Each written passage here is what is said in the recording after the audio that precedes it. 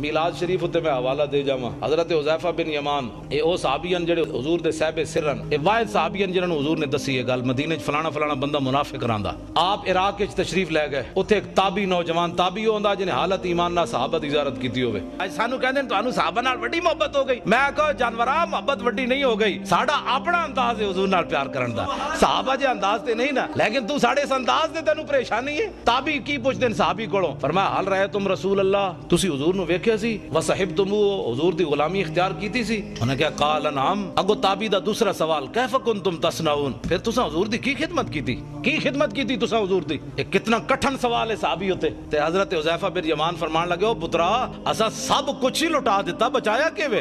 سب کچھ ہی حضور تے لٹا چھڈیا اگو تابعی کی کہندے انہاں دا اپنا ایک عشق دا گھور انداز انہاں کہا بابا ٹھیک ہے تساں حضور تے بڑی خدمت کیتی لیکن واللہ لو کننا ادرکناہ ما ترکناہ یمشی علی الارض فرمایا تساں حضور دی بابا بڑی خدمت کیتی لیکن اللہ دی قسم ہے جے اسی حضور نو پاندے تے حضور دی غلامی ملدی اساں حضور نو زمین تے نہیں سی چلن دینا اساں سدا حضور نو گردناں تے چک کے رکھنا صحابی نو چاہیدا سی اس تابعی نو ڈانٹ دیندے چل اے وڈے عاشق